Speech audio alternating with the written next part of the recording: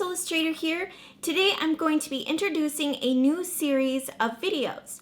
With so many courses, books, and webinars, it can be overwhelming trying to figure out where to start investing in trading education.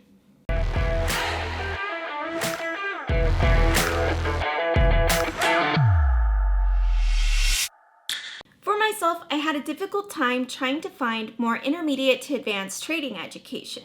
I didn't want to invest in a book or course that was just for beginners, not to say that there's anything particularly wrong with those courses. Beginners do have to start somewhere.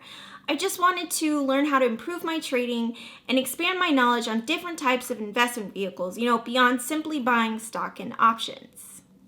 I reached out to the FinTwit community for advice, and someone recommended the textbook called Options as a Strategic Investment by Lawrence G. McMillan. McMillan is a professional trader and probably best known for being the author of this book. I've heard traders refer to this book as essentially the options trader's Bible, so I decided to buy it and give it a try.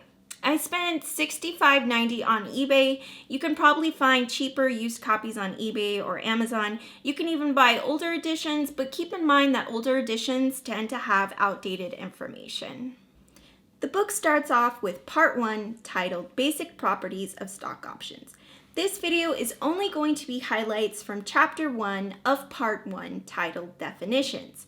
My first impression of this chapter was that it was going to be a bit boring because, again, I do consider myself a little bit more of an intermediate trader. I already grasp basic option definitions, but I actually enjoyed reading this chapter. It was a good review of terminology, and I learned a lot about what exactly influences option pricing.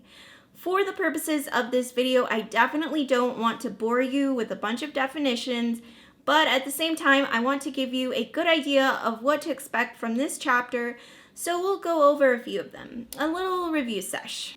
Chapter 1 starts off describing the components of options. The main components of options are broken down into 4 parts.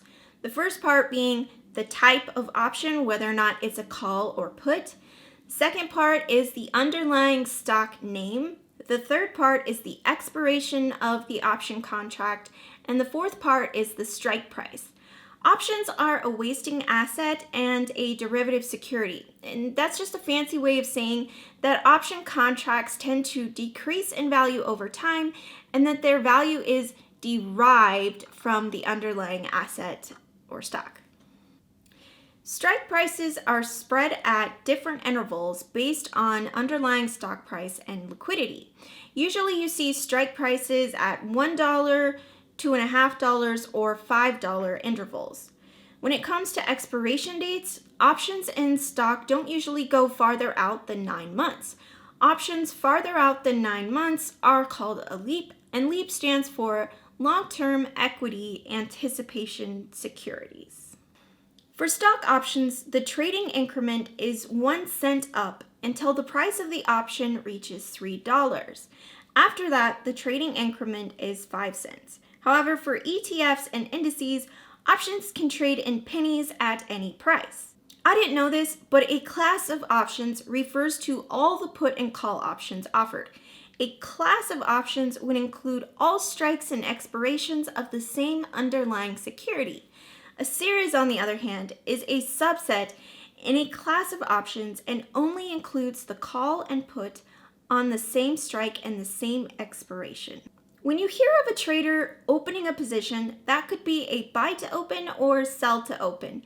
Either way, your opening refers to your initial position or adding to a position. When you close a position, you can sell to close or buy to close a position. Closing a trade reduces or closes your trade completely.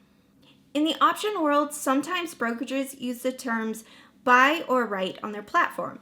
The writer is the seller and the buyer is the holder. An option owner is the only one who can exercise an option. Call owners buy a stock at the strike price, while put holders sell stock at the strike price. An option owner can choose to exercise at any time during the life of the option, even before expiration.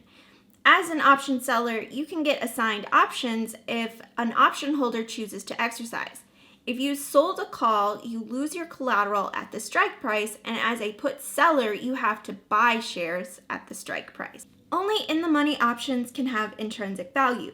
For example, the intrinsic value of a call option would be the amount by which the stock price exceeds the strike price. Out-of-the-money contracts always have $0 in intrinsic value because they would be worthless at expiration if the stock price didn't change. The full premium of an option includes time value premium and intrinsic value, if any. Time value premium is the amount an option price exceeds its intrinsic value. The call time value premium equals call option price plus strike price minus stock price.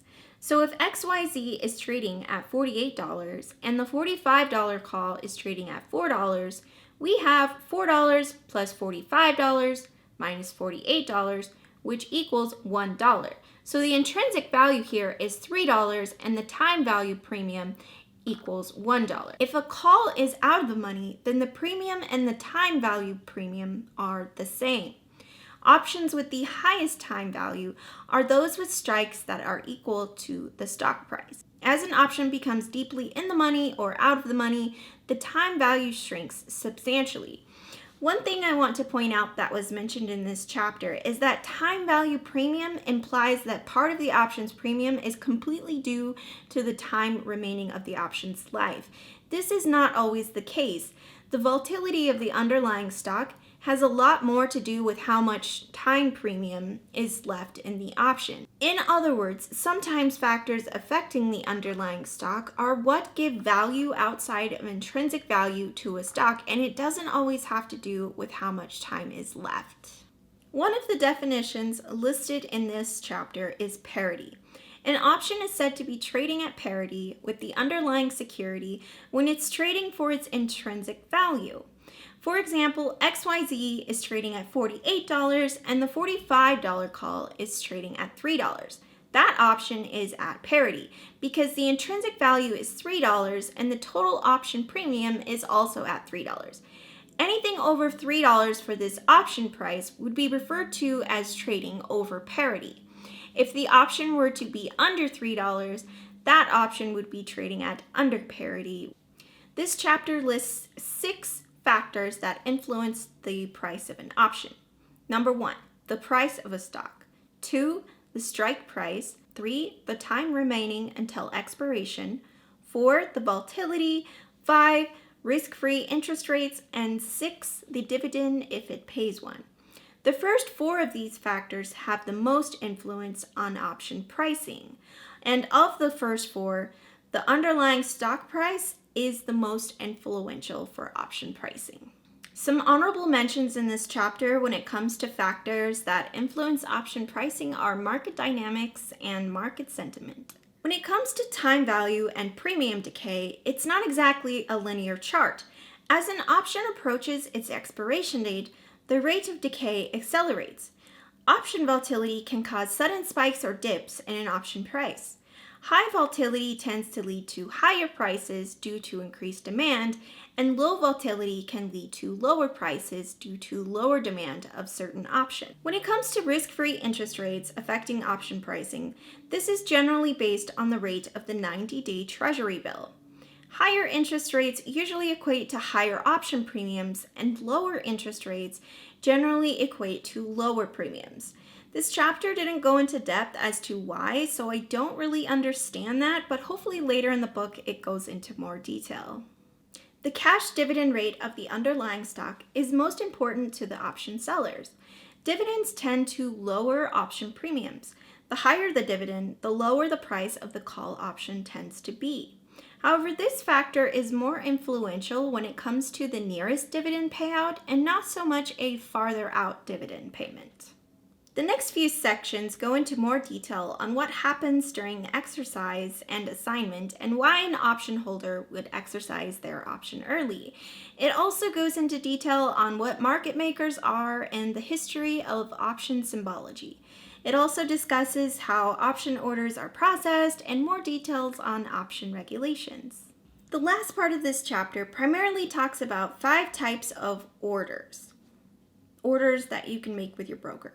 Number 1 is the market order. Number 2 is the market not held order. Number 3 is the limit order. Number 4 is the stop order. And number 5 is the stop limit order. A market order is a simple order at the best price as soon as it hits the exchange. A market not held order is only really used in pit trading. It's where a physical broker is handling the order in a crowd. The floor broker has full discretion in executing the order. A limit order will not always get filled or executed. A limit order is when you set an order to fill at a specific price. A stop order will not always get filled as well. A stop order becomes a market price once a certain threshold or price has been crossed. A stop limit becomes a limit order when a specific price has been reached. And that pretty much sums it up. That's all we've got for this chapter. I hope you enjoyed watching this video. Please remember to like and subscribe if you enjoy this kind of content, and I will see you in the next video.